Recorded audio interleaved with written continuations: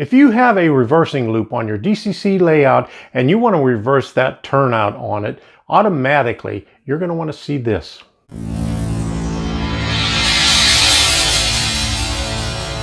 I'm Tom Kovichak, and this is Tom's Trains and Things. This channel was created to help other modelers who are in need of guidance in pursuing their dream of building a model railroad. If you have a reversing section on your layout and you have that problem turnout right there that you always have to flip manually, I'm going to show you how you could do it automatically if you're using a Tortoise switch machine. It's very simple and it works very well, and it's been around for a long time. So I don't know why everybody doesn't have them on their reversing loops already. So right after this, we're going to show you what it is.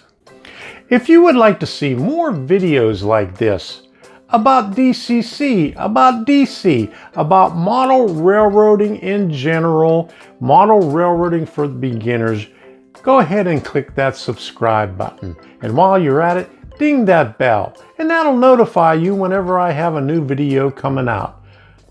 So let's go with this right now.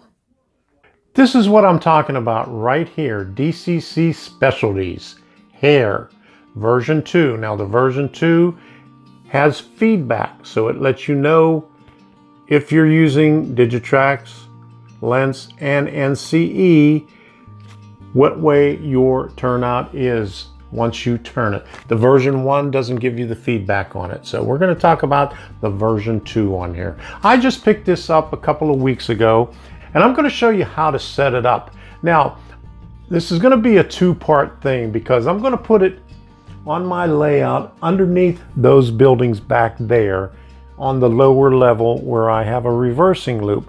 But the only issue right now is I'm having issues with my back, so I can't get in there and use my motor tool, climb up on top of here and cut some gaps, extra gaps in the track. So that's going to be coming up soon, but what I'm going to do today is tell you how you could program it on the bench and show you the basics of it and get you started on it so you could use your Hare 2 on your layout on your Tortoise switch machine, so you could reverse that loop without any issues. You could just run your train through there, go around the loop, and it'll automatically reverse that switch so you could go on out and go on your merry way. Before we get started with the programming on this, I want to show you how the board sits on the Tortoise switch machine. Now, you want to have it in this configuration right here. Now, it'll work in the reverse of this, but you would have to program everything backwards on it. But say you're up against your bench work, and that prevents you from mounting it in the normal way. You could always turn this around the other way, but you have to program it a little bit different. So I just wanted to let you know that before I showed you how to program it. And we're going to show you the connectors on here. Here's the main connectors on there. There's 12 pins on there. Your track power is on pins 1 and 2, and I'll bring up a diagram showing you what the other pins on there for. This little jumper right here is the program jumper. Now, in the position it is right now, it's in the program mode. This is how it came from the factory. It's in the program mode right there. And this connector right here is J3, and that is for your feedback that you hook back up into you, like say on your Digitrax DS64. These are your dip switches on here. There's 10 switches on there. Under normal conditions, all the switches are in the off position, which is down this way here. Okay, these 8 soldering pads right there is a duplicate of what's on the Tortoise switch machine, and the other connector on here on the bottom is what plugs into your Tortoise switch machine. The way the Tortoise is set up, and even on these real good connectors right here, the plug is still bigger than the edge card connector on the Tortoise, so you have to be careful when you're placing it on there. And what everybody recommends is putting, now they say flat toothpick on this one here. On the other one, I used a round toothpick, but a flat toothpick will work on both sides of this just to keep the edge card centered on the plug. But anyway, let's get started with the programming of this, and just make sure that when you have it, that this jumper right here is on those two pins, pin number 1 and number 2. And after you have it programmed, you could pull this out and then put it back up on 2 and 3. So we're going to start off by programming it. There are specific instructions for each manufacturer, and I'll put the graphic up over here. But I'm using Digitrax, and there's one thing about Digitrax. Whenever you turn it on, it sends out 8 addresses out to the track. So I'm putting a switch on the Hare so I can turn the power off to the Hare while I turn track power on the system. Now that only happens on the Digitrax, so you don't have to worry about that on any other components. Whenever you're doing the programming for the CVs, it has to be in ops mode. I'm going to start you off by showing you how to program an address and the CVs in the Hare. Now there is a CV on there where you could reset everything just in case you make mistakes, because you could put one address in there, which is the main address, and you could put 28 additional root addresses in there. And if you make a mistake along the way, you could go out and wipe that all out and start over, or you could go to specific ones by setting CV63. Now CV63, setting it at 42 will reset everything to the factory defaults. And I'll show you how to do that. First thing we want to do is we want to set CV49 to 0. That's the normal operation. And we want to give it an address, so I'll show you how to do that right down here. Okay, let's apply power. We'll go power here. And then yes, you can see the little dot right there that we have power on here.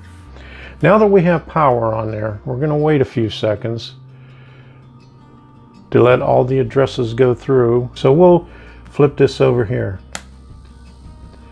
So the power is on this board right now. They should have like a little indicator that shows you that the power is onto the board. But anyway, we're going to assume the power is onto the board, and we're going to do a factory reset on this just in case there was anything on here. So we'll go to program, we'll go into ops mode, and we'll program number 63 to 42, hit enter, and you can see that that lit up right there. So that reset everything on there. So now what we want to do, we want to exit out of the program. Okay, now we want to go to switch. All right, and we want to do switch number 22. And we just have to hit, now it's on C right now, we'll hit T, and you can see that that lit up. So let me undo this, turn the power off to it. Okay, power is off. Bring that down, do this. What I'm going to do is put this into the run mode, change the jumper over here. I'm going to put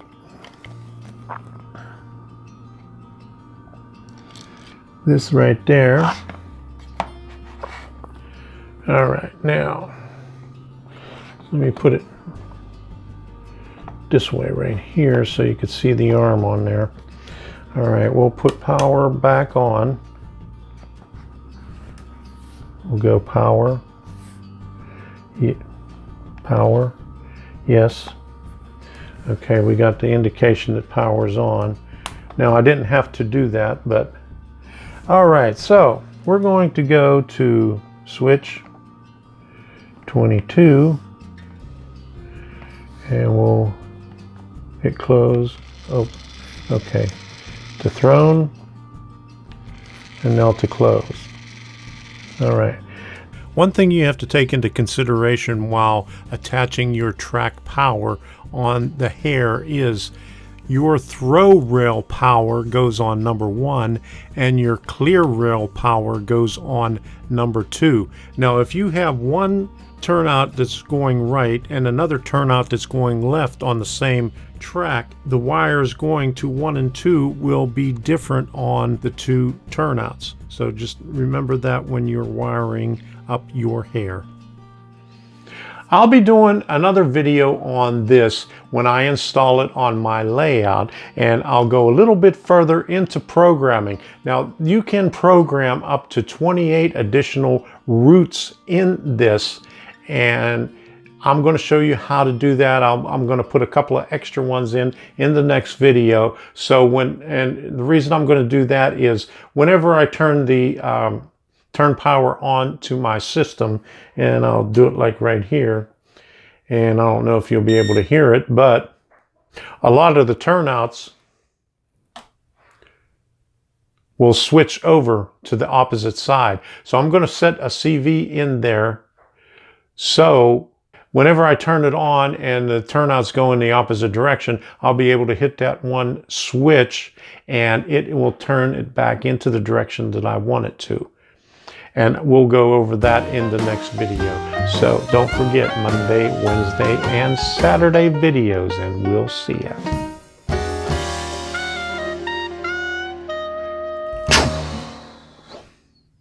I just wanted to let you know that before I showed you how to program it. And we're going to show you the connectors on here.